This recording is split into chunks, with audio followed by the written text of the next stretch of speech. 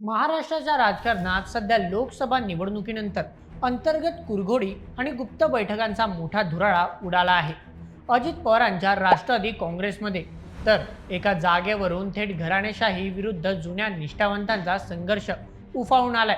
निमित्त ठरलंय उपमुख्यमंत्री सुनेत्रा पवार यांच्या रिक्त झालेल्या राज्यसभा खासदारकीचा राजीनामा दिल्यामुळे रिक्त झालेली राज्यसभेची जागा.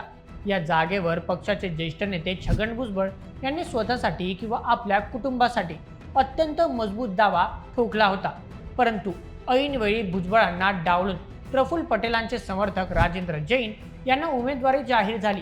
या एका निर्णयामुळे छगन भुजबळ इतके भडकले की त्यांनी थेट मीडियासमोर येत इतरांच्या लेकरा बाळांना जो न्याय तोच मला का नाही असा अत्यंत भावनिक आणि राजकीय दृष्ट्या थेट अजित पवार गटाला घेरवणारा प्रश्न विचारला.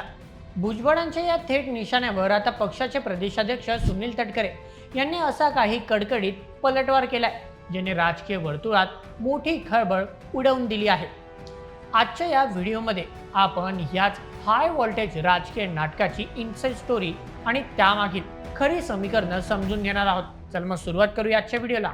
भुजबळांनी पक्षासमोर एक गुप्त अट ठेवली होती. त्यांना स्वतःला राज्यसभेवर दिल्लीला पाठवायचे होते आणि महाराष्ट्रात त्यांच्या रिक्त होणाऱ्या मंत्रिपदाच्या जागेवर त्यांचे पुतणे समीर भुजबळ यांना तातडीने कॅबिनेट मंत्री करायचे होते. छगन भुजबळ हे महाराष्ट्रातील ओबीसी राजकारणाचा सगळ्यात मोठा चेहरा असल्याने त्यांचा हा दावा मजबूत होता. परंतु खरी अडचण महायुतीमधील प्रमुख पक्ष असलेल्या भाजपने आणली. भाजपच्या वरिष्ठ नेतृत्वाने भुजबळांच्या या अटीला आणि सध्या मंत्रिमंडळ विस्तार करायला स्पष्ट नकार दिला. दिल्लीतून हिरवा कंदील न मिळाल्याने शेवटी सुनेत्रा पवारांनी भुजबळांना बाजूला सारून राजेंद्र जैन यांच्या नावावर शिक्कामोर्तब केले. राजेंद्र जैन यांचा उमेदवारी अर्ज भरताना भुजबळ तिथे उपस्थित नक्कीच होते, परंतु बाहेर येताच त्यांचा संयम सुटला. त्यांनी इतरांची मुले इकडे मंत्री आणि तिकडे खासदार आहेत, मग मलाच हा न्याय का नाही असा थेट सवाल उपस्थित करून राष्ट्रवादीतील अंतर्गत घराणेशाहीवर बोट ठेवले. भुजबळांनी थेट लेकरा बाळांच्या न्यायाचा मुद्दा उपस्थित करून अजित पवार गट आणि तटकरे कुटुंबाला घेरल्यानंतर प्रदेशाध्यक्ष सुनील तटकरे तातडीने डॅमेज कंट्रोलसाठी मैदानात उतरले. एका पत्रकार परिषदेत जेव्हा पत्रकारांनी तटकरेंना भुजबळांच्या या तीव्र नाराजीबद्दल विचारले तेव्हा तटकरेंनी बचावात्मक पवित्रा न घेता अत्यंत चाणाक्षपणे फ्रंट फूटवर येत भुजबळांना त्यांच्याच भाषेत उत्तर दिले. तटकरे अतिशय खोचकपणे म्हणाले की भुजबळ साहेब माझ्या अनुषंगाने बोलले असतील असे मला अजिबात वाटत नाही, कारण मी, माझी मुलगी अदिती तटकरे आणि आता मुलगा अनिकेत तटकरे आम्ही सगळे निवडणुकीच्या मैदानात उतरून जनतेची मते घेऊन थेट लोकशाहीच्या मार्गाने निवडून आलो आहोत.